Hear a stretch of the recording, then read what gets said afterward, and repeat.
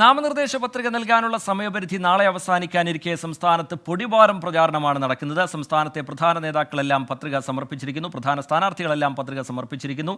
പ്രകടനമായി എത്തിയാണ് പത്രികാ സമർപ്പണം പല സ്ഥാനാർത്ഥികളും നടത്തിയത്. വിവരങ്ങളുമായി ഷഫീദ് റാവുത്തർ ചേരുന്നുണ്ട് തിരുവനന്തപുരത്ത് നിന്ന്. ഷഫീദ്, നാളെ കൂടിയേ നാമനിർദ്ദേശ പത്രികാ സമർപ്പണത്തിനുള്ള സമയമുള്ളൂ. അതുകൊണ്ട് ഇന്ന് തന്നെ വളരെ പ്രധാനപ്പെട്ട സ്ഥാനാർത്ഥികളൊക്കെ പത്രികാ സമർപ്പണം നടത്തുന്നത് നമ്മൾ കണ്ടു. പോരാട്ടം വലിയ ചൂടിലാണുള്ളത്. പുതിയ ഘട്ടത്തിലേക്ക് കടക്കുന്നുണ്ടോ? പ്രചാരണത്തിൽ കൂടുതൽ വിഷയങ്ങൾ വന്നു ചേരുന്നുണ്ടോ ഷഫി?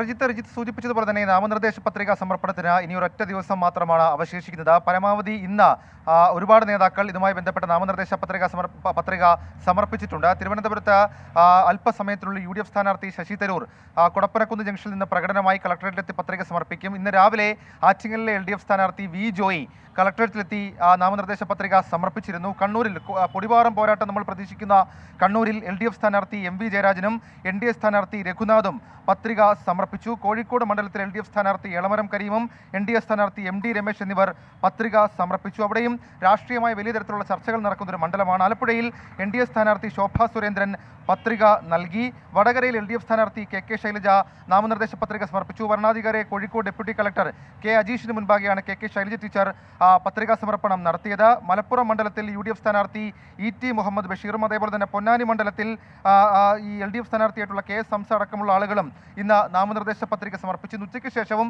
പ്രധാനപ്പെട്ട സ്ഥാനാർത്ഥികൾ അല്ലെങ്കിൽ പ്രമുഖരായിട്ടുള്ള സ്ഥാനാർത്ഥികൾ നാമനിർദ്ദേശ പത്രിക സമർപ്പിക്കും. നാളെ മാത്രമാണ് ഇനി നാമനിർദ്ദേശ പത്രിക സമർപ്പണത്തിന് അവശേഷിക്കുന്ന ഒരു ദിവസം.